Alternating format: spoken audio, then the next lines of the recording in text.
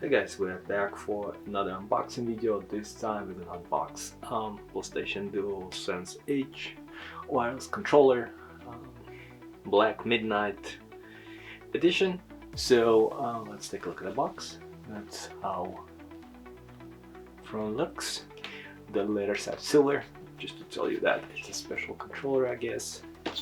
On the back we can see how the analog sticks are changed and all the customizations, as well as for the back buttons, side view, top view, and of course my fancy PlayStation seal. So let's get it started. Okay, so let's go ahead and first remove the tape carefully without breaking anything. This one's gonna be sideways, right? Boom! The seal has been broken. Yeah.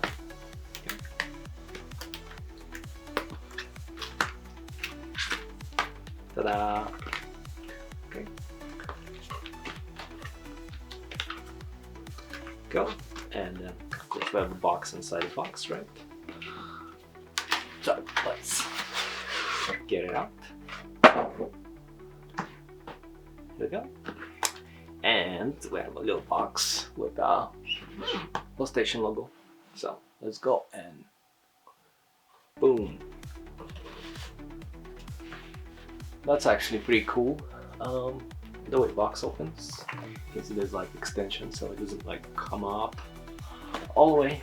Fancy packing. Okay.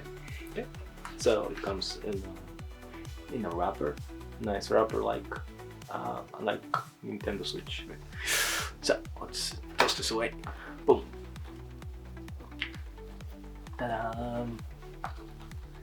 And there you go, the case. There you go. It also has a PlayStation logo. They really want to let us know that this is PlayStation thing. And on the back, yeah, a little curve. I guess that's to hold controller when I mold it. And you have the buttons displayed here. This thing is like rubbery, which is pretty cool. Okay, little locks. I don't know if you guys can see them. They also have PlayStation logo on them on both sides, identical. Fancy. And I guess this one, if you decide to, you know, go somewhere and take it with you and hook it up outside so you can show everyone that you have a DualSense controller.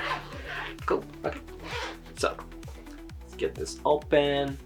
Sure, I centered this before, and voila. Okay, so we have some cool stuff over here, I guess. So this is a controller itself, which looks extremely fancy. You have the buttons engraved in the touchpad. You have I think this one's for profile switching, right? Then you have analog sticks, cursor, right? And then the buttons themselves. Yeah, it looks super fancy. So let's look at the back as well.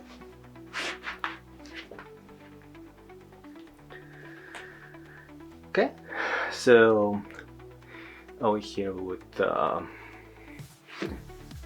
guess we'll plug in the back buttons if you like. Then there's locks for how far your L2 R2 can go. You can also they're independent, so you can do that. It does feel pretty cool, and it's super shiny, as you can tell. Now let's look what else comes in the box. So we have a analog replacement heads, right? I would think that's what they are. Talk to the manual. Then we have the back buttons. Guess, is this thing come off or not? It probably should come off, right? Then have this thing to lock unlock something. I'm not too sure what this is. And we have a USB cable here, which looks like it's pretty long. I assume the discount code here for the manual, so we can actually know what we are doing. So that plugs in into the one thing, right, with Pro and maybe the slim version of PS5. They switch to USB-C, right? Is that what they call? So the both ends are like this, so this cable cannot be plugged in the front. It's gonna have to be plugged in the back, which is kind of whack. Why they don't have an adapter here, or they haven't changed this, or they don't offer another cable that supports DualSense. It's super weird to plug the controller on the back. Especially depending how you have console position, right? You want to plug in front, but you can't do that anymore because they changed for USB-C for whatever hell reason, but they have not updated the cable, and they have not provided the adapter. Anyways, I assume this one should go here. It also cable has a station on it, and then you lock, and I guess that's so. If you play too rough,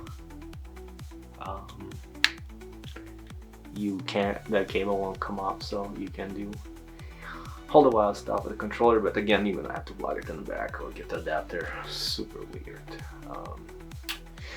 Yeah, don't kind of weird stuff when this controller costs $200, right? And you have to still get the adapter to connect it to the front. Anyways, so yeah, that's, we are unlocking like this, so we can take this off, right? Whoa, it's super tight, which is, I guess, cool. Yeah, and R2, L2 also have non-slippery, like some stuff, not stuff, but also buttons engraved actually, which is pretty cool. I don't think you guys can see, but yeah, they also serve, I guess, non-slippery mode. Okay, so that's control. Now let's see if I can take this thing out.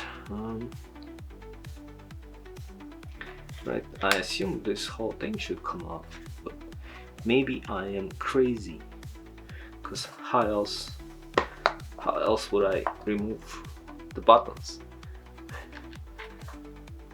But that does not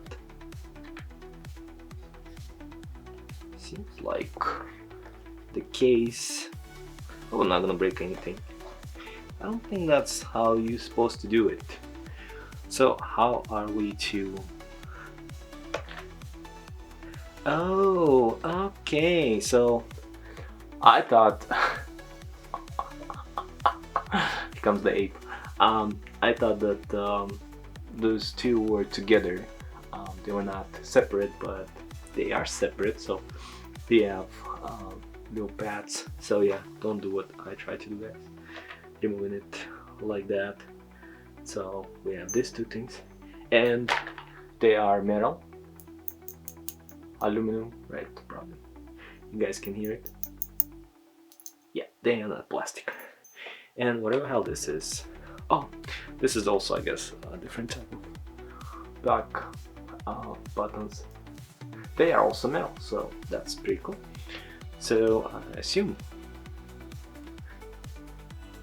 we would install it. Yeah, I'm gonna have to look for the manual how to actually no, here we go. And I guess no, they're not. They probably steel or metal, they're not aluminum, because it's they are magnetic. So you can have stuff, which is pretty cool. It actually makes it pretty cool to press it on the back instead of, you know, like do it here. Especially, let's say, with the Mini, right? If you play a PC and you run and you have to press this, right? So it kind of changes your aim, right? Over here you can just do that instead of that affecting your aim. And then let's also see how the other one is plugged in. You probably can switch them to, right, if you want to put one long one and one short one. So let's take a look at this ones. So there you go.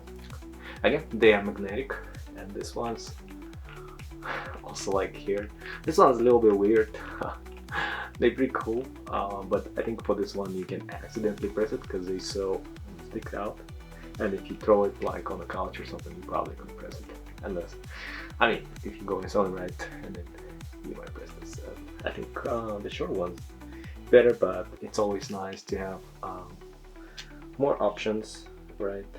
So, and the magnets are pretty strong. It doesn't look like it's gonna come out super easy. They also mark on the back which one goes where. So this one's RB, right back button, and this one is the left back button. So you won't be you won't put them in the wrong place. Yeah, just don't try to do what I did. Okay, so let's install this one. Let's see how this one's marked. This one's not marked. I guess it don't matter because the shape, yeah, it don't matter. So we'll install.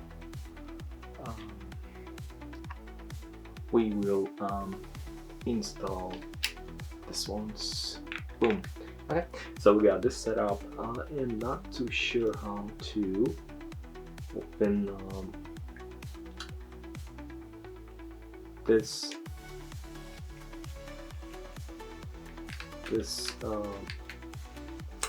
section. I'm gonna have to look at the manual. But, oh, there's a release actually. Never mind. You see on the back there's a release. This one you just have to go over there and with your nail or something, maybe some wood or something like that. This is according to the way they did it, they have not provided you anything to actually move this thing, and there you go. It's actually fell out. It's super easy, but still it could be if you don't have nails, you're gonna have a struggle, and you do not wanna use any metal, obviously, because you're gonna throw.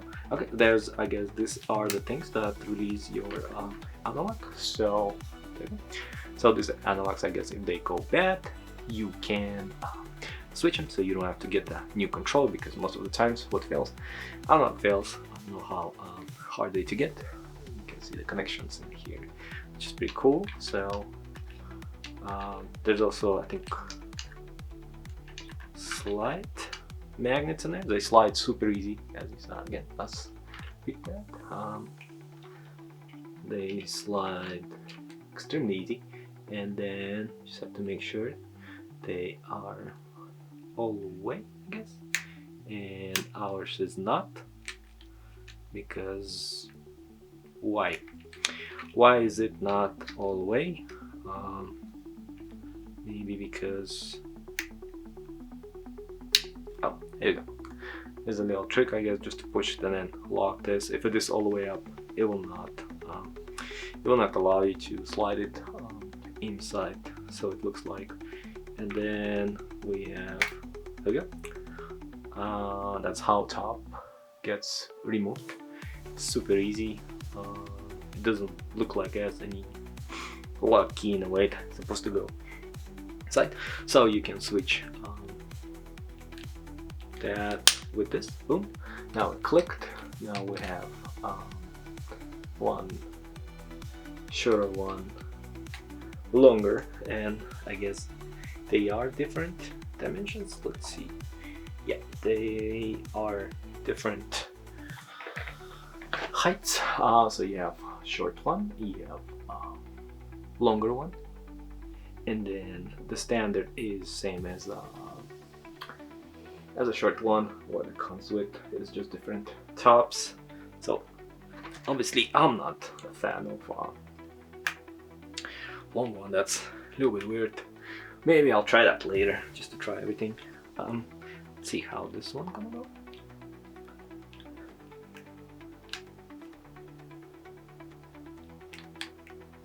Okay. Yeah, okay. And that's, yeah, almost same height, right? Just the top is different. That's why I kind of think this one's actually kind of better than original ones.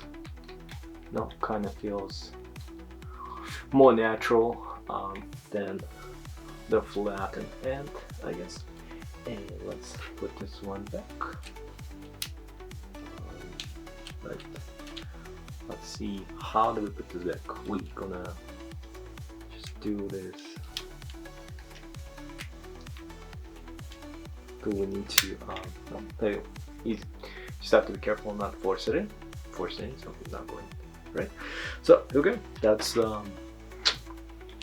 DualSense wireless. Let me get the original controller so you can see the differences.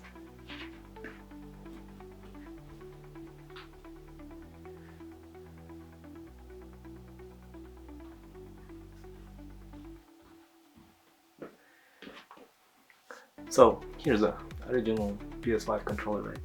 White. Obviously this one feels heavier. The DualSense Pro, you have same microphone inputs. The front's different, obviously. Design obviously different, right? The side buttons, they almost the same. They actually, no, not really. I think the DualSense has moved this out, so it's not. I think DualSense has a slightly more room for R2. Maybe it's because of the design, but it looks like they are more extruded than original controller. Obviously on L2, I'm sorry, L2, R2, you can control how much you want this to be pushed in on this controller. For the rest of the stuff, it looks about the same. So yeah, you guys have it. Unboxing of DualSense H. Thank you for watching, and guys like this video, and I'll see you next time.